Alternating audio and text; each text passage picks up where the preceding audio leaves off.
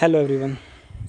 और आज हम क्लास 12th के अपने नए टॉपिक के साथ घोंसला, और उसी के बारे में हमने आप पिछले लेक्चर में बात करी थी कि क्या तो घोंसला था, क्या गॉसियन सरफेस था, किसे हम क्लोज सरफेस बोल रहे थे, क्या सॉलिड एंगल था। ठीक है, तो हमने सॉलिड एंगल के बारे में, गॉसियन सरफेस के बारे में, साथ साथ घोंसला के बारे में एक लाइटली बात कर ली थी। ठीक है, तो हमने क्या बताया था घोंसला के बारे में। यदि हम घोंसला के बारे में बात करें तो हमने बोला था कि यदि हमारे पास कोई भी किसी भी शेप का गॉसियन सरफेस है और वो अपने अंदर कोई चार्ज एनक्लोज कर रहा, ठीक है, वो पॉजिटिव या नेगेटिव, ठीक है, अगर वो पॉजिटिव चार्ज होगा तो आप जानते हैं कि उससे फ्लक्स किस तरफ निकलेंगे, क्योंकि पॉजिटिव चार्ज होगा तो फील्ड लाइंस जिस डायरेक्शन में होगी, और फील्ड लाइंस का ही डायरेक्शन क्या हो, फ्लक्स का डायरेक्शन हो, तो फ्लक्स कैसी होंगी, आउटवर्ड होंगी। यदि नेगेटिव होगा तो इनवर्ड होंगी।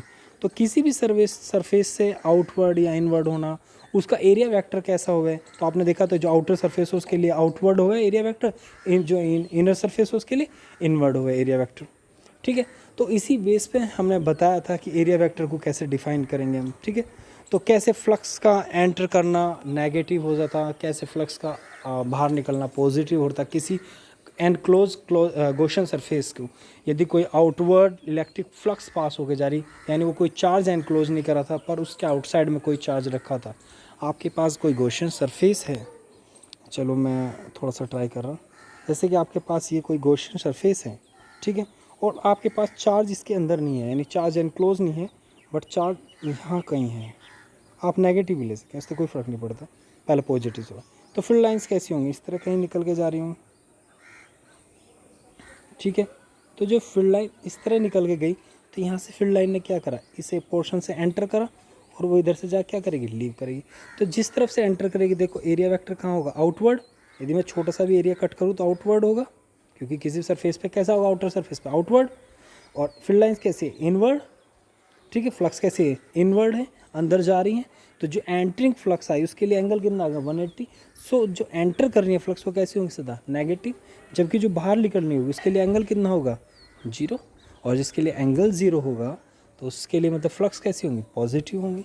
तो जो एंटर करेंगी फ्लक्स नेगेटिव, जो आउटवर्ड निकल रही होंगी, जो बाहर निकल रही होंगी, जो एग्जिस्ट कर रही होंगी वह कैसी होंगी, भी होंगी आपकी पॉजिटिव। तो यही फील्ड लाइन्स अंदर जा रही, यही फील्ड लाइन्स बाहर निकल रही इधर से। तो टोटल फील्ड लाइन जितनी एंटर करी उतना ही लीव करा, तो टोटल फील्ड लाइन्स कितना, मतलब टोटल फ्लक्स एनक्लोज कितना होगा। तो जो एंटर करा वो नेगेटिव, जो लीव करा वो पॉजिटिव, टोटल कितना आ गया, 0। तो इस तरह हम बता सकें कहीं भी कि जो कितना, अगर कोई गॉसियन सरफेस है और वो कोई भी चार्ज एनक्लोज नहीं करा, उसका आउटवर्ड कोई चार्ज रखा, तो उस पर कोई इफेक्ट नहीं पड़ेगा, वहाँ टोटल फ्लक्स एनक्लोज 0 रहेंगे। पर यदि उसके इनसाइड कोई चार्ज रखा हुआ है देन, यदि इनसाइड रखा हुआ है देन, यदि हमारे पास कोई गॉसियन सरफेस है और उसके इनक्लोज अंदर क्या रखा, कोई चार्ज रखा, कितना भी चार्ज है, Q1 Q2 Q3, multiple charges में, तो टोटल चार्ज की बात करेंगे। तो जो यहाँ से फ्लक्स पास कर रही होंगी, ये एग्जिस्ट कर रही या एंटर कर रही, वो डिपेंड करेगा पोलैरिटी ऑफ चार्ज पे।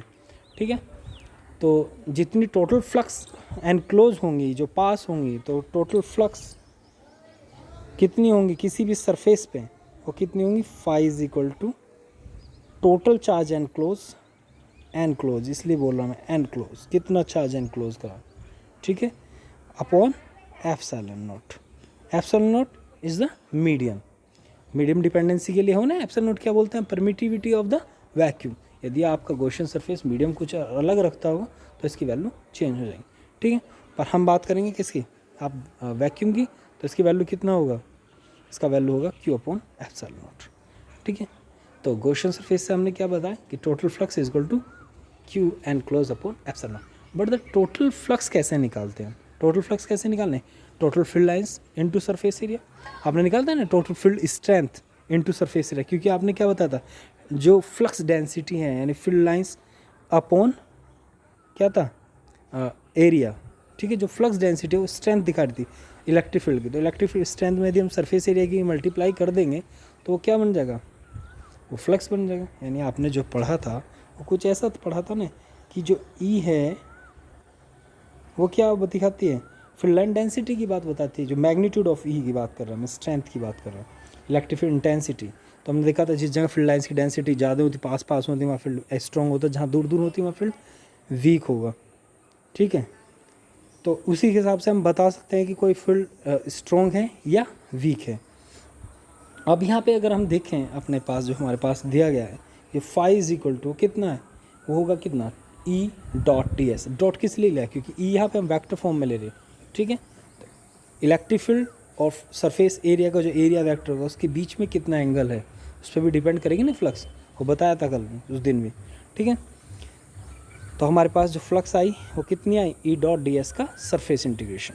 तो इसको प्रूफ कैसे करें, यदि हमें प्रूफ करना है तो हम क्या करेंगे, लीजिए देखो, जब भी हम कोई चीज़ प्रूफ करते हैं तो वहाँ जो हम गॉसियन सरफेस लेंगे वो कोशिश रखेंगे कि सिमेट्रिक हो, क्योंकि सिमेट्रिक की कैलकुलेशन हर पार्ट के लिए उसके सेम होगी। पर यदि हम सिमेट्रिक्स नहीं लेंगे तो हमारे लिए थोड़ी सी प्रॉब्लम हो जाएगी, क्योंकि हर पार्ट के लिए निकालना फिर उसका सम करना बड़ा बड़ा भारी काम हो जाएगा। अब हर पोर्शन यदि इरेगुलर ले लेंगे, जब हम किसी चीज़ को प्रूफ करके दिखाना, अब यहाँ ग्राफिकली वैसे दिखाना, तो हर सरफेस के लिए हम नहीं निकाल सकते। अगर हमें हर सरफेस के लिए निकालने के लिए तो बड़ा मेहनत का काम हो जाएगा। इसलिए हम कैसा एक रेगुलर सिमेट्रिक सरफेस लेंगे, जिससे एक पॉइंट के लिए निकालने उस पूरे के बारे में हमें पता चल जाए, ठीक है। तो ज़्यादातर हम कैसे गॉसियन सरफेस लेंगे, जैसे कि स्फीयर लेंगे, सिलेंडर लेंगे, वो अरेंजमेंट पे देखेंगे हमारे पास जो चार्ज डिस्ट्रीब्यूशन है वो कैसा है, उसी हिसाब से हम अपना चेंज कर लेंगे। पॉइंट चार्ज होगा तो स्फेरिकल ले लेंगे, क्योंकि उसके लिए हर पॉइंट कैसा होगा, सेम डिस्टेंस पे होगा, ठीक है। तो हमने मान लिया, चलो हम प्रूफ करना है गॉस लॉ, तो उसके लिए हमने मान लिया हमारे पास क्या है, कोई चार्ज Q है जो किसी पॉइंट O पे रखा हुआ है, ठीक है। और हमें क्या करना, हमें यहाँ पे गॉस लॉ प्रूफ करना। तो हमने क्या कर लिया, एक हमने इसके चारों तरफ एक गॉसियन सरफेस क्या कर दिया, कैसा है, स्फेरिकल गॉसियन सरफेस ड्रॉ कर दिया, जो क्या कर रहा है, इस चार्ज को एनक्लोज कर रहा है, ठीक है। तो हमने क्या करा, जब उसको एनक्लोज कर रहा तो ऐसा क्यों लेने का फ़ायदा ऐसा लेने का फ़ायदा क्या हुआ, तो हमने क्या करा कि जो गॉसियन सरफेस हमने ड्रॉ करा वो स्फेरिकल करा। उसको लेने का फ़ायदा क्या है कि जिस पॉइंट को पे भी हम सरफेस एरिया का यानी कि सरफेस एरिया एलिमेंट कट करेंगे, ठीक है, वो किसी तरफ भी आप कट करें रिजल्ट सेम देगा, ठीक है। जैसे कि हर पॉइंट पे इलेक्ट्रिक फील्ड हमें कैसा मिले, सेम मिले। यदि हम पूरे गॉसियन सरफेस के किसी भी एरिया वेक्टर के लिए किसी भी एरिया एलिमेंट का छोटा सा एलिमेंट कट कर लेंगे, उसके लिए कोई भी पॉइंट कंसीडर करेंगे या कोई पॉइंट कंसीडर कर उसके अराउंड हम क्या लेंगे, एक छोटा सा एरिया एलिमेंट लेंगे, तो हर पॉइंट के लिए पूरे सरफेस पे हमारे पास जो इलेक्ट्रिक फील्ड होगा कैसा होगा, सेम होगा, क्योंकि इलेक्ट्रिक फील्ड कहीं पर डिपेंड करेगा, डिस्टेंस पे, ठीक है। और डिस्टेंस सब सेम होने के कारण क्या होगा, फील्ड सेम होगा। तो हमने ड्रॉ कर लिया। अब हमने मान लिया कोई पॉइंट P है, इसके ऊपर कोई पॉइंट P लिया, जिसके अराउंड हमने क्या छोटा सा सरफेस एरिया ds कट कर दिया। अब इस छोटे से सरफेस एरिया को जब हमने कट किया तो क्या इस सरफेस एरिया का क्या एरिया वेक्टर होगा, यदि छोटा सरफेस एरिया तो इसका छोटा सा सरफेस एरिया वेक्टर होगा, जिसे बोलेंगे ds वेक्टर। और उसका डायरेक्शन क्या होगा, क्योंकि ये सरफेस वेक्टर किस डायरेक्शन में होता है किसी भी स्फीयर के लिए, स्फीयर के लिए क्या होगा, हर बार रेडियल डायरेक्शन में। तो जो आपका ds का जो डायरेक्शन आया, आप उसे इस तरह भी लिख सकते हैं कि ds vector is equal to कितना होगा, ds magnitude into r cap, ठीक है, r कैप डायरेक्शन में होगा। उसी तरह आपके पास इलेक्ट्रिक फील्ड, तो अगर जो हमने एरिया कट करा इसके अंदर हमने पॉइंट P कंसीडर करा था, कोई छोटा सा पॉइंट P, तो उस पॉइंट P पे जो इलेक्ट्रिक फील्ड होगा वो कितना होगा, E is equal to 1/4πε0 Q/r²। उसका डायरेक्शन भी क्या होगा सर, रेडियल डायरेक्शन में, यानी r कैप। अगर आप ध्यान से देखें इस छोटे से एरिया से जो फ्लक्स पास होगी d5 वो कितनी होगी, छोटे से एरिया के लिए, तो वो कितनी होगी, electric field E dot D S, ये प्रूफ करा था आपने। तो E डॉट डी एस की वैल्यू लिख दीजिए, E की वैल्यू क्या होगी, 1/4πε0 Q/r² इंटू डी एस। साथ में क्या होगा, एंगल बिटवीन दैम, एंगल कितना है, दोनों किस डायरेक्शन में, आर कैप डायरेक्शन में, और जब दोनों आर कैप डायरेक्शन में तो एंगल कितना होगा, वो हो गया हमारे पास 0। सो cos 0 की वैल्यू 1, तो d5 is equal to 1/4πε0 Q/r² ds। ये किसके लिए, छोटे से के लिए है। यदि आप पूरे के लिए निकालना, पूरे गॉसियन सरफेस के लिए, क्योंकि ये फ्लक्स किसके लिए निकले, एक छोटे से एरिया ds के लिए, और फ्लक्स चाहिए में किसके लिए, पूरे गॉसियन सरफेस के लिए, क्योंकि गॉस लॉ किसके लिए, पूरे गॉसियन सरफेस के लिए, ठीक है। तो पूरे गॉसियन सरफेस के लिए हमें क्या करना पड़ेगा, सरफेस इंटीग्रेशन। जैसे हम सरफेस इंटीग्रेशन करेंगे, आप चाहते हो तो पूरे का ई के साथ भी लगा सकते हैं, क्योंकि ई की वैल्यू कांस्टेंट रहती है हर पॉइंट के लिए, ठीक है। तो यहाँ से हम क्या लिखेंगे, 1/4πε0, ठीक है, कैसा है, कांस्टेंट है, क्यू कांस्टेंट है, आर कैसे कांस्टेंट है, तो 1/4πε0 Q/r² क्या आ जाएगा, बाहर आ जाएगा, जबकि ds की वैल्यू क्या है, वो कांस्टेंट थोड़ी। अब आपने कितना बड़ा एरिया एलिमेंट लिया तो फिक्स नहीं है, तो जब हम टोटल एरिया निकालेंगे, जिसको इंटीग्रेशन करेंगे, सरफेस इंटीग्रेशन छोटे से सरफेस का, तो क्या दिखाओगा, टोटल सरफेस एरिया दिखाओगा। टोटल सरफेस एरिया कितना होगा किसी भी स्फीयर का, 4πr²। तो 4π से 4π चला जाएगा, r² से r² चला जाएगा, तो आपके पास फाई इक्वल टू कितना आ जाएगा, Q/ε0। ठीक है, और ये क्या था हमारे पास, गॉस थ्योरम थी। ये प्रूफ बहुत इजी है, पर बार बार आप इसलिए इसको आप थोड़ा ध्यान रखेंगे। ठीक है, इसके लिए कुछ क्वेश्चंस भी हैं, और ये क्वेश्चन बड़े बहुत ही इंपॉर्टेंट है कि प्लीज़ इन क्वेश्चंस को जरूर ट्राई करें। तो इसलिए मैं धीरे धीरे दिखा रहा हूँ इन क्वेश्चंस को। पहला क्वेश्चन ये है, रोक के अपना देख लेना और मुझे इसके सॉल्यूशन भेजना। ठीक है, सॉल्यूशंस के अंदर है वो अलग बात है, आपसे खुद ट्राई करेंगे एक बार, आपके समझ में आओगा। मेरा मानना है कि अगर आपके समझ में आओगे तो आप मुझे बतावें कि समझ में आ गया, नहीं समझ में आया कैसे हुआ तो मेरे से पूछ लेंगे क्या क्या किस तरह किया गया इसको। ठीक है, तो इसके लिए एक छोटा सा क्वेश्चन नेक्स्ट है और इसका कोई सोल्यूशन नहीं है, और यही आपके लिए अच्छी बात है कि आप इसको ट्राई करेंगे।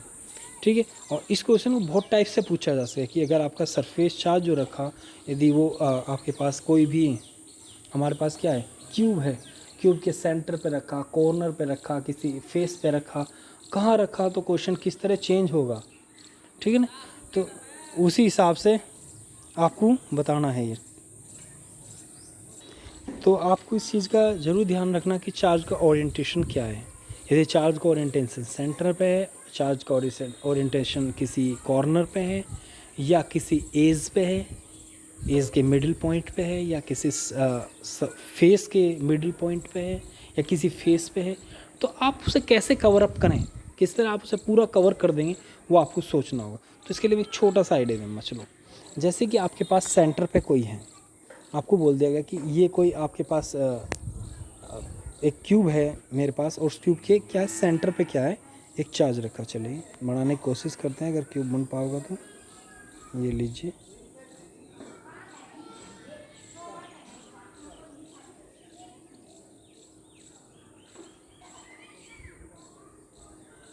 ये लीजिए। ठीक है, इसके पास कितने फेस हैं,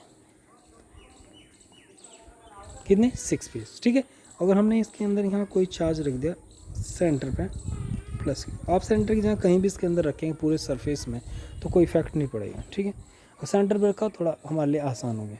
अब यहाँ से टोटल फ्लक्स कितना पास हुआ, सोचिए, टोटल फ्लक्स कितना पास। देखो हमने क्या था, गॉसियन सरफेस कोई भी हो उसकी शेप पे डिपेंड नहीं करता, तो फ्लक्स कितना पास होगा वो भी अब भी bye the Gauss law, Q/, क्योंकि Q ही एनक्लोज हुआ ना, अपॉन ε0। टोटल फ्लक्स तो पास हुआ इतना अब भी, तो सेफ है, कोई फर्क तो नहीं हुआ। पर हाँ, आपसे पूछेगा कि एक फेस से कितना पास हुआ, आपको पता 6 फेस से पास हुआ था इतना, तो एक से कितना हो ईजिली निकाल लेंगे। अब चार्ज उसने उठा के यहाँ के बजाय यहाँ रख दिया कॉर्नर पे, अब क्या करें, अब कैसे निकालें। तो सबसे पहले हमें गॉसियन सरफेस कैसा लेना पड़ेगा, जिस चार्ज को पूरा का पूरा एनक्लोज कर रहा हो। तो चार्ज को एनक्लोज करने के लिए हमें कितने क्यूब की ज़रूरत होगी, कोई आइडिया। अगर यहाँ पे कोई चार्ज रखा तो सबसे पहले हम इसको ना चार्ज को थोड़ा बड़ा करके सोचेंगे। अगर ये थोड़ा बड़ा हो जाए तो ये कैसा दिखाई देगा, फुटबॉल की तरह का दिखाई देगा। मतलब समझने के लिए, अगर वो फुटबॉल की तरह दिखाई देगा और वो आपका एक कमरा है क्यूबिक फॉर्म का, उसके कॉर्नर में आपने फुटबॉल को लगा दिया, जैसे आप उस फुटबॉल को लगाएंगे तो कितना पोर्शन शेयर होगा एक क्यूब में, यानी आपके कमरे के पास कितना पोर्शन उसका होगा। इसके बारे में कोई आइडिया दे सके कोई, आप देखो कितना पोर्शन होगा, 1 2 3 4 5 6 7 1/8 पोर्शन होगा। ठीक है, ट्राई करके देखो। यदि यहाँ पे कोई फुटबॉल आप फंसाओगे तो सिर्फ कितना होगा, उसको कवर करने के लिए क्या करना पड़ेगा आपको, उसके साइड में क्या लगाना पड़ेगा, एक और क्यूब लगाना पड़ेगा, उसके सामने भी 2 क्यूब और लगाने पड़ेंगे, उसके ऊपर 4 क्यूब और लगाने पड़ेंगे, यानी टोटल उसको कवर अप करने के लिए आपको कितने क्यूब की ज़रूरत पड़ेगी, सोचो, 4 दूनी 8 की। ठीक है, जब 8 की जरूरत पड़ेगी तो 8 क्यूब से चार्ज एनक्लोज हुआ, तो टोटल फ्लक्स कितना पास हुआ, 8 क्यूब से पास हुआ Q/ε, क्योंकि वो तो वो रूल तो वो का ही रहेगा। तो 1 क्यूब से कितना होगा, Q/8ε0। तो एक फेस से कितना होगा। अब सबसे बड़ी बात है, अब फेस की बात आती है दिमाग घूम जाएगा, क्योंकि फेस के बारे में जब हम बात करेंगे तो ये देखो, जो ये फेस है क्या इससे भी कोई फ्लक्स पास हो रहा होगा, क्या इससे भी कोई फ्लक्स पास हो रहा होगा? क्या इससे भी कोई फ्लक्स पास हो रहा होगा? जो ये 3 फेस हैं जो उसको शेयर कर रहे हैं, उस चार्ज को शेयर कर रहे हैं, क्या इनसे कोई फ्लक्स पास होगा? आपने देखा था यदि आपके पास कोई भी पॉइंट चार्ज है तो उससे फ्लक्स किस तरह निकलती हैं। यदि आपके पास ये कोई पॉइंट चार्ज है तो इससे फ्लक्स कैसे निकलती हैं? ऐसे, ठीक है। और आपका क्यूब क्या कर रहा है? इसको ऐसे शेयर कर रहा है, ठीक है। इस तरह का आपके पास एक क्यूब है जो शेयर कर रहा है इस तरह, ठीक है। जब शेयर करेगा तो ये वाला पोर्शन से जो फ्लक्स लाइन जाएंगी वो पैरेलल जाएंगी, इस वाले से जो जाएंगी वो पैरेलल, और जो साइड में बचा इस तरफ उससे भी क्या जाएंगी? पैरेलल जाएंगी। और जो भी फील्ड लाइंस पैरेलल जाएंगी क्या वो किसी भी सरफेस को कट करेंगी? जब ये किसी सरफेस को कट ही नहीं करेंगे तो कोई फ्लक्स पास होगी? यानी एरिया वेक्टर और फील्ड लाइंस के बीच में एंगल कितना आ जाएगा? 90, और 90 एंगल लाइन का टोटल फ्लक्स पास कितनी होंगी? 0। तो आपको ध्यान रखना है कि जो आपने चार्ज लिया है उसे कितने सरफेस शेयर कर रहे हैं। यदि उसे कितने, यहाँ पे 3 सरफेस शेयर कर रहे तो 3 से तो कोई फ्लक्स पास नहीं, तो कितने से पास हुई? सिर्फ 3 से। तो अभी तक टोटल कितना था आपके पास?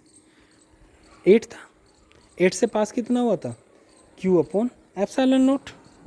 8 से पास हुआ था Q अपॉन, तो 1 से कितना हुआ था? 1 आपके पास जो क्यूब था उससे ये। अब आपके पास कितने फेस बचे? सिर्फ 3 फेस। 3 फेस से पास हुआ इतना, तो एक फेस से कितना होगा? 24, यानी Q अपॉन 24 एप्सिलॉन नॉट। तो क्वेश्चन बहुत इंपॉर्टेंट है। बस आपका इमेजिनेशन जितना अच्छा होगा, आप जितना अच्छा इमेजिनेशन रखेंगे, आप क्वेश्चन को उतना अच्छा सॉल्व कर पाओगे। यदि आपका इमेजिनेशन नहीं है तो भैया इसको रटना इतना आसान चीज़ नहीं होता है फिजिक्स में। फिजिक्स का मतलब नहीं होता रटना, उसका मतलब हो उसे महसूस करना, उसे समझना, उसे अपनी जो रियल लाइफ है उसमें जोड़ के देखना। क्योंकि हम क्या पढ़ रहे हैं फिजिक्स के अंदर? पढ़ ही क्या रहे? नेचर के बारे में, नेचर के लॉज के बारे में, उनको एक्सप्लोर करने की कोशिश कर रहे हैं, एक्सप्लेन करने की कोशिश कर रहे हैं, ठीक है। अब ये तो हुआ था एक, जब हम बात कर रहे थे कॉर्नर की। यदि मैं बात करूं एक एज की, देखो मैं अपनी तरफ से इस चीज़ को थोड़ा थोड़ा बता रहे, बाकी क्वेश्चन आप खुद निकालेंगे। और क्वेश्चन मैं बोल ही रहा हूँ बीच में कि आप किसके लिए निकाल लेंगे। एक आप निकाल लेंगे कॉर्नर के लिए, पहले तो एक क्यूब के सेंटर के लिए, फिर क्यूब के कॉर्नर के लिए, फिर क्यूब के किसी एज के मिडिल पॉइंट के लिए, फिर क्यूब के फेस के मिडिल पॉइंट के लिए। उसके बाद आप बताएंगे मुझे कि उसके एक फेस से कितनी फ्लक्स पास हो रही होंगी, सिर्फ उसके बारे में। हर क्वेश्चन के लिए वही बात होगी, एक फेस से कितनी फ्लक्स पास होंगी। तो जो भी बता पाओगे, उतारना नहीं है कहीं से, कोशिश करनी है। जितना अच्छा कोशिश करोगे उतना बेहतर होगा, ठीक है। तो अभी हम बात कर रहे हैं कि अगर हमारे पास कोई क्यूब है, ये लीजिए,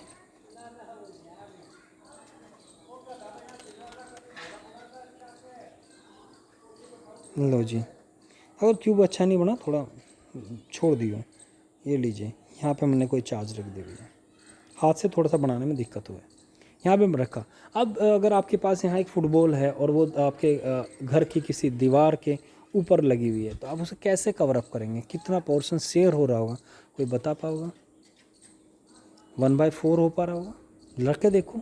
अगर मैं इसके बराबर में एक और इधर रखूँगा क्यूब तो एक हाफ शेयर मतलब कम्प्लीटली एनक्लोज हो गया। 2 पर रख दूँगा तो टोटल एनक्लोज है, यानी 4 क्यूब इसको टोटल एनक्लोज कर देंगे। यदि फेस पे रखा होगा तो सिर्फ 2 ही क्यूब काफ़ी हैं उसको कवर अप करने के लिए। तो आप इस तरह के आइडिया लगाओगे और उसके बाद मुझे क्वेश्चन का आंसर देंगे, ठीक है। इसके बाद हमारे पास है एप्लीकेशंस ऑफ गॉस लॉ या गॉस थ्योरम। देखिए, एप्लीकेशन स्टार्ट करने में अगर मैं बात करूँ तो आपसे बहुत सी बार पूछ लिया जाए कि गॉस थ्योरम ही एक्सप्लेन करती है किसको? आपका कूलॉम्स लॉ को। यानी कूलॉम्स लॉ गॉस थ्योरम को, और गॉस थ्योरम कूलॉम्स लॉ के क्या है? इक्विवेलेंट हैं। यानी उसके हेल्प से हम उसको, और उसके हेल्प से उसको हम प्रूफ कर सकते हैं, ठीक है। तो वो तो आप यहाँ से बिल्कुल ईजिली कर सकते हैं। लीजिए, आपने क्या करा, यदि आपको गॉस लॉ प्रूफ करना है तो आप गॉस लॉ से कूलॉम लॉ प्रूफ करना है तो आपको क्या चाहिए? कूलॉम लॉ के लिए आपको क्या, कूलॉम लॉ निकालने के लिए क्या चाहिए होता है? हर बार नॉर्मल बिल्कुल आपको चाहिए होता है कि 2 चार्ज के बीच में फोर्स। यदि मैंने यहाँ पे सेंटर पे कोई फोर्स रखा है, ये सेंटर पे कोई फोर्स रख दिया, ठीक है, और दूसरा चार्ज मैंने यहाँ कहीं रख दिया किसी पॉइंट P पे, मान लें एक चार्ज हमारे पास Q है, उससे R डिस्टेंस पे कोई दूसरा चार्ज कैपिटल Q है, और हमें क्या निकालना? इनके बीच में फोर्स निकालना। तो हमने क्या, जहाँ पे जिस पॉइंट P पे जो भी आपने मानना होगा उस पे जो Q रखा हुआ है उसी से पास होने वाला एक गॉसियन सरफेस खींच देंगे। जब हम गॉसियन सरफेस खींचें तो यदि हम छोटा सा सरफेस एलिमेंट लेंगे तो उससे फील्ड कितना होगा, वहाँ पे इलेक्ट्रिक फील्ड आप फाइंड कर सके। तो आपके पास तो फार्मूला है कि इलेक्ट्रिक फील्ड के लिए फार्मूला क्या है, with the help of Gauss law, bye the Gauss. जब हमने गॉसियन सरफेस खींचा तो हमारे पास क्या होगा, टोटल फ्लक्स कितना होगा, टोटल फ्लक्स हमारे पास होगा total flux phi is equal to Q upon epsilon, क्योंकि एनक्लोज कौन है, स्मॉल क्यू, ठीक है। और what is the value of phi, E dot D S integration Q upon epsilon naught. But E, what is the value of E cos D E D S, E D S की वैल्यू क्या होगी, तो आप लिखेंगे E D S cos zero, से आप लिखेंगे E D S cos zero. Zero क्यों है, पीछे बताया तो दोनों का डायरेक्शन क्या है, सेम है। और ई कैसा होगा, कांस्टेंट, तो ये होगा इंटीग्रेशन। और जब इस डी एस का इंटीग्रेशन करेंगे वो कितना होगा, ए इज इक्वल टू आ गया क्यू अपॉन एप्सिलॉन नॉट। यदि मैं इसको लिखूं तो कुछ इस तरह होगा, आपके पास आया था ई डी एस की वैल्यू कितना आया था आपके पास, 4 pi epsilon naught is equal to Q upon epsilon. Then what is the value of E, क्योंकि आपका काम क्या होगा, पहले गॉस लॉ से ई को प्रूफ करना। वो हमें पता है, आपको फार्मूला पता है, पर हमें प्रूफ किससे करना, सॉरी ये गलत लिखा गया है यहाँ पे, ये गलत है, आर स्क्वायर है, ठीक है। तो हमारे पास क्या, ई इक्वल टू कितना आ गया, 1/4 pi epsilon naught Q upon R square. ये ई आ गया निकल गया, किस पॉइंट के लिए, इस पॉइंट पी के लिए, क्योंकि सबके लिए सेम होगा ना हर पॉइंट के लिए, ठीक है। जब हमारे पास यहाँ के लिए ई आ गया, then if we have an charge at point P is capital Q, then the force feel by the Q is F is equal to कितना होगा, आपने पढ़ा है ये भी, एफ इज इक्वल टू होगा Q E, what is the Q, capital Q, sorry capital Q E. तो रख दीजिए capital Q into 1/4 pi epsilon naught Q upon R square. What is the direction, are cap, ऐसे ही होगा ना, force का value direction in the direction of E, ठीक है। तो वैल्यू रख देंगे तो क्या होगा आपके पास, F is equal to 1/4 pi epsilon Q small Q into capital Q upon R square into R cap. तो ये किसका फॉर्मूला है, ये किसका फॉर्मूला है, कूलम्ब का। तो हमने क्या करा, गॉस लॉ से कूलम्ब को प्रूफ करा। पर जब भी आप गॉस से कूलम्ब को प्रूफ करेंगे तो आपको electric field with the help of Gauss law ही निकालना होगा। ऐसा नहीं कि आप वो पुराने वाला फार्मूला लगा दें, वो तो कूलम्ब का फार्मूला है, ठीक है। तो उसी हिसाब से फार्मूला लगा हम उसको निकाल सकते हैं, वो भी एक एप्लीकेशन है। तो जब भी आप एप्लीकेशन ऑफ गॉस लॉ लिखेंगे तो आप with the help of Gauss law आप कूलम्ब लॉ को भी प्रूफ कर सकते हैं, कूलम्ब लॉ के प्रूफ हो सकता है, ठीक है। तो जो नेक्स्ट इसका जो एप्लीकेशन है वो क्या है, यदि हमारे पास एक इन्फिनिटी वायर है, देखो आपके पास अगर इन्फिनिटी वायर है, कोई वायर है या कोई बोले कि एक लाइन चार्ज डेंसिटी है आपके पास, एक लाइन चार्ज डिस्ट्रीब्यूशन है जो इनफाइनाइट वायर के ऊपर है, यानी आपके पास एक ऐसा वायर जिसकी लेंथ इनफाइनाइट है, यदि आप उसको उसके लिए इलेक्ट्रिक फील्ड निकालने की कोशिश करें, ठीक है, with the help of old law, जो भी आपके पास कूलम्ब लॉ की हेल्प से, तो ज्योमेट्री कितनी बड़ी बैठेगी इन्फिनिटी के लिए, वो ज्योमेट्री निकालनी पड़ेगी ना। कि हमने क्या करा, हमारे पास कोई लाइन चार्ज डेंसिटी और उसके नाइबर में उसके नज़दीक कोई आर डिस्टेंस पे कोई पॉइंट पी है जिस पे हमें इलेक्ट्रिक फील्ड निकालना। यदि हम ओल्ड फार्मूले से निकालने फाइनाइट वायर के लिए या इनफाइनाइट वायर के लिए, तो उसकी जो कैलकुलेशन थी वो आपने देखी थी, वो ट्रायंगल्स बनाने पड़ेंगे, ठीक है। उसके लिए फिर ट्रिग्नोमेट्रिक फंक्शन आपका अच्छी तरह आना चाहिए और आपका इंटीग्रेशन बहुत अच्छा होना चाहिए, ठीक है। यदि आप इतनी सारी प्रॉपर्टी रखते हैं तो आप उसको कर सकते हैं, नहीं तो नहीं। तो उसी चीज़ को, इतनी बड़ी चीज़ को थोड़ा आसान करने का तरीका हमने गॉस लॉ से किया। यानी गॉस लॉ ने क्या कर दिया, जो हमारे पास इलेक्ट्रिक फील्ड था, जो उसकी एप्लीकेशंस थी, जो उससे हम न्यूमेरिकल्स निकाल रहे थे, वो बड़े बड़े भारी पड़े थे, उसको थोड़ा आसान करने के लिए हमने क्या करा, गॉस लॉ का अप्लाई करना स्टार्ट करा। तो जैसे हमने गॉस लॉ अप्लाई किया तो हमारी चीज़ क्या होगी, आसान होगी। तो सबसे पहले हम स्टार्ट करते हैं क्या, यदि हमारे पास कोई इन्फिनिटी वायर है, तो हमारे पास मान लिया कोई इन्फिनिटी वायर है और उस पर क्या है, पॉजिटिव चार्ज यूनिफॉर्मली डिस्ट्रीब्यूटेड है और उसकी चार्ज डेंसिटी कितनी है, आपने पढ़ा था लाइन चार्ज डेंसिटी को कैसे लिखते हैं हम, लैम्डा से। तो चार्ज डेंसिटी कितनी है, लैम्डा है, ठीक है। तो अब अगर हमें इसी के कारण कोई पॉइंट पी है, इससे आर डिस्टेंस पे कोई पॉइंट पी है, ठीक है, हमारे पास ये पॉइंट पी जो है इसका डिस्टेंस कितना है, इससे यहाँ से यहाँ तक, ये मान लिया हमने आर है। और इस पॉइंट पे हमें क्या करना, इलेक्ट्रिक फील्ड फाइंड करना। तो कैसे फाइंड करेंगे, तो जिस पॉइंट पे भी हमें इलेक्ट्रिक फील्ड फाइंड करना, उसी पॉइंट से पास होने वाला एक गॉसियन सरफेस ड्रॉ करेंगे। और कैसा, सिमेट्रिक। क्या यहाँ स्फीयर खींचा जा सके एक वायर के लिए? यदि मैं एक वायर के लिए स्फीयर, आपके दिमाग में आया बाई चांस, ले भैया स्फीयर खींच दें, देखो स्फीयर यदि मैंने खींच दिया तो देखो यदि ये पॉइंट r डिस्टेंस पर, क्या ये ये ये ये क्या ये वायर तो r डिस्टेंस पे होंगे? वायर से बात कर रहा हूँ मैं, ठीक है। आप देखेंगे वायर तो डिस्टेंस तो ये होता है ना, ये, क्योंकि तो इन्फिनिटी वायर है, कहीं से भी किसी पॉइंट से, ऐसे बोलो ओरिजिन से, तो इन्फिनिटी वायर से बोल रहा।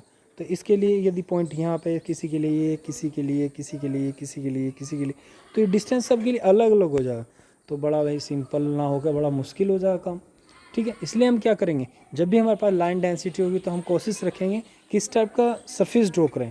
तो ऐसा सिमेट्रिक सरफेस, गॉसियन सरफेस होगा सिलेंड्रिकल सरफेस। तो हम क्या करेंगे, वायर के अलोंग एक सिलेंड्रिकल सरफेस लेंगे। वो कैसा लेंगे, इन्फिनिटी नहीं लेंगे, वो इन्फिनिटी से छोटा लेंगे, थोड़ा छोटा, ठीक है। तो जितनी भी हमारी वायर है उससे थोड़ा छोटा लेंगे, उसका फ़ायदा बताऊंगे क्या है, ठीक है। क्योंकि जो इन्फिनिटी वायर उसका तो कोई एंड है ही नहीं, ठीक है।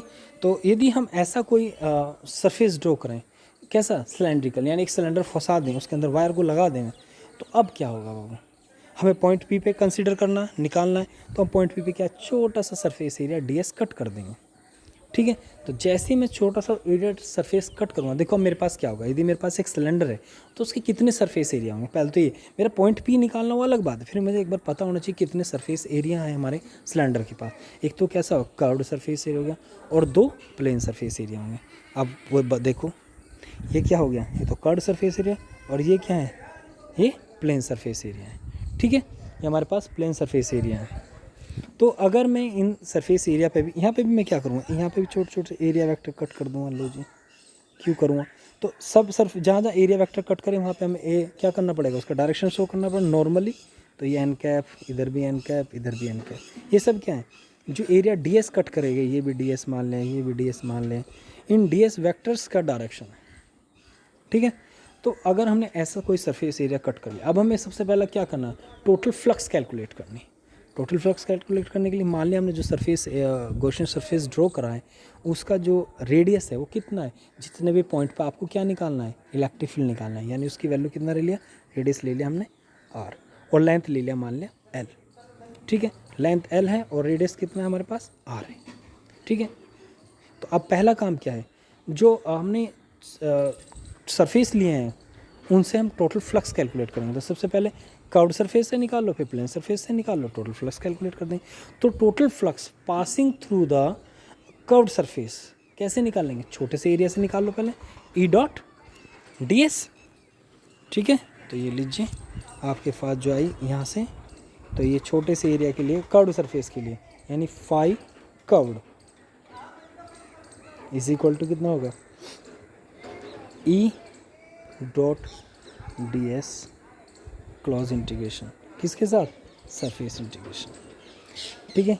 देखिए बाबू, इस पूरे कर्व सरफेस के लिए r की वैल्यू क्या हो, किसी पॉइंट के लिए ले लो, यहाँ ले लो, यहाँ ले लो, यहाँ ले लो, यहाँ ले लो, यहाँ ले लो, सबके लिए r कैसी होगी, सेम होगी। तो इलेक्ट्रिक फील्ड भी कैसा होगा, कांस्टेंट होगा, ठीक है। जब इलेक्ट्रिक फील्ड कांस्टेंट होगा तो बाहर आ जाएगा, तो अंदर क्या बचेगा, ये तो सब बाहर आ गया, अंदर क्या बचा, अरे यार क्या करेगा, ds क्लॉज इंटीग्रेशन, ठीक है।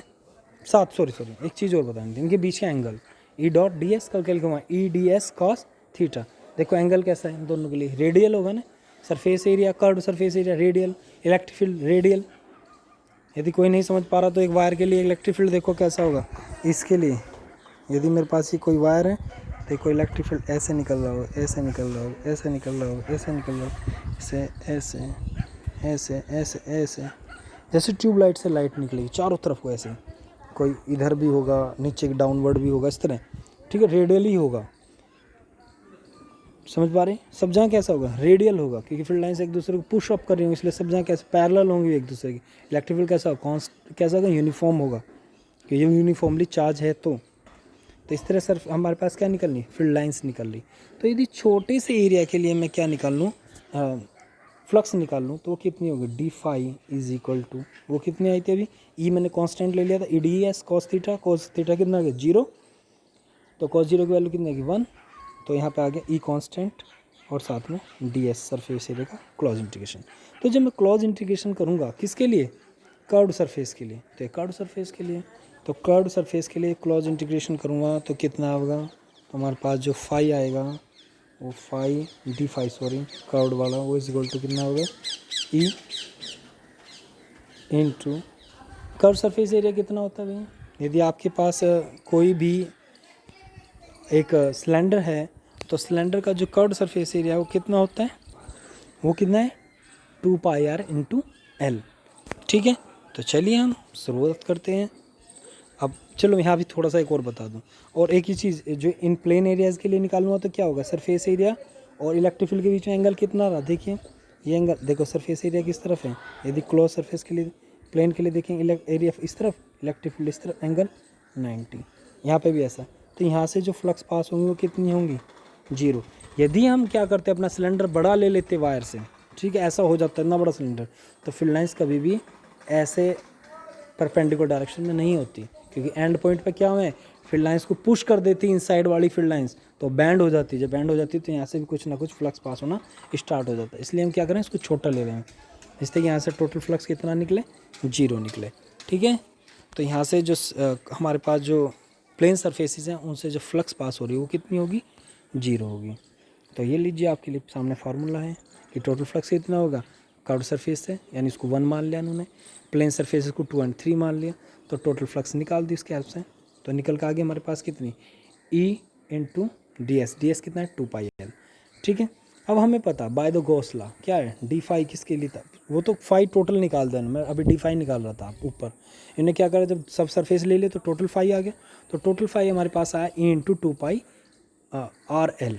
ठीक है, अब आपको पता by the Gauss law phi is equal to कितना हो, क्यू अपॉन एप्सिलॉन नॉट। ठीक है, क्यू अपॉन एप्सिलॉन नॉट है, तो क्यू कितना एनक्लोज है वो निकालना पड़ेगा। एल लेंथ के सिलेंडर ने कितना क्यू एनक्लोज करा, कैसे निकालेंगे, क्योंकि हमें पता है यूनिट लेंथ पे चार्ज कितना है लैम्डा, तो एल पे कितना हो लैम्डा इंटू एल, तो टोटल क्यू कितना आ गया हमारे पास, क्यू इज इक्वल टू आ गया लैम्डा एल। ठीक है, कोई problem, so the by the so लिखेंगे हम क्या, so by the Gauss law Q is phi is equal to Q upon epsilon by the equation 1 and 2। जैसे आपने वैल्यू पुट करा तो हमारे पास ई इज इक्वल टू कितना है lambda upon 2 pi epsilon naught into R. What is the direction of electric field, perpendicular to the curved surface, this direction is N cap, तो you can say, वैसे N cap ना लिखे हैं are cap लिखो, क्योंकि ये direction कौन सी है, रेडियल डायरेक्शन है। ठीक है, तो इसको हम आर कैप ही लिखेंगे। ठीक है, तो हम इसको लिखेंगे आर कैप। ठीक है, तो ये हमारे लिए किसके लिए आया, एक यूनिफॉर्म लीनियर चार्ज डिस्ट्रीब्यूशन के लिए, या एक वायर के लिए यूनिफॉर्मली चार्ज इन्फिनिटी वायर जो है उसके लिए जो इलेक्ट्रिक फील्ड निकालना थोड़ा आसान होगा with the help of Gauss law. ये फार्मूला बड़ा काम का है, बहुत न्यूमेरिकल भी है इसमें। ठीक है, आज के लिए इतना ही, आप इसको ट्राई कीजिएगा, क्वेश्चन भी भेजेंगे, और जितना अभी इसके अंदर क्वेश्चन कहे गए पहले उसी के बारे में देखिएगा। ठीक है, अभी इसने दिया भी कि इलेक्ट्रिक फील्ड के लिए यदि आप चाहें तो इसके डायरेक्शन के बारे में बात बता सकते हैं। यदि डेंसिटी पॉजिटिव होगी, ठीक है, तो फील्ड लाइंस आउटसाइड होंगी, नेगेटिव होगी तो इनसाइड होगी। और इलेक्ट्रिक फील्ड के बारे में जो अभी तक आपने पढ़ा था, electric field proportional to the 1/r², पर आपने देखा था जैसे ही आपने क्या लिया डायपोल लिया तो 1/r³ हो गया था, पर जब लाइन चार्ज डेंसिटी लेंगे तो 1/r हो जाएगा। तो ये ध्यान रखना है कि इन्वर्सली प्रोपोर्शनल किस टाइप के चार्ज डिस्ट्रीब्यूशन के लिए कैसा होगा, तो चार्ज डिस्ट्रीब्यूशन पर डिपेंड करता है बाबू इलेक्ट्रिक फील्ड। ठीक है, यदि पॉइंट चार्ज है तो वो r² के इन्वर्सली प्रोपोर्शनल होगा, यदि वो आपके पास एक डायपोल है तो r³ के इन्वर्सली प्रोपोर्शनल होगा, यदि एक लीनियर चार्ज है, ठीक है, तो वो इन्फिनिटी वाला है जो, तो उसके लिए क्या होगा, उसके लिए होगा। और पॉइंट भी कहाँ हो, यदि आप फाइनाइट लेंथ का ले लेते और पॉइंट r ले लेते बहुत दूर, तो ये भी 1/r² को फॉलो करना स्टार्ट कर देता, क्योंकि पॉइंट की तरह दिखना स्टार्ट हो जाता। ठीक है, पर हमने क्या लिया, इन्फिनिटी तो हमारे पास चार्ज है और उसके हम नज़दीक कहीं r डिस्टेंस लेके चल रही, तो उस कंडीशन में ई इन्वर्सली प्रोपोर्शनल होगा किसके, r के। तो इस चीज़ को ध्यान रखेंगे, और ये आपके लिए क्वेश्चन है, इसको देखिएगा। ठीक है, ये लीजिए, थैंक यू, मिलते हैं आपसे नेक्स्ट क्लास में। अच्छी खासा हो गया आज में, अगला टॉपिक देखेंगे फिर हम। कोशिश करेंगे कि आपका रिप्लाई आवे तो हमें अच्छा लगेगा। कोई देखता भी नहीं यहाँ तो वीडियो भी आप पूरा, क्योंकि लापरवाह होंगे ही है नवोदय के बच्चे, इसमें कुछ कहने की बात नहीं, क्योंकि कुछ बच्चे पढ़ चुके हुए, कुछ पढ़ना नहीं चाहते हुए। ठीक है, have a nice day, bye.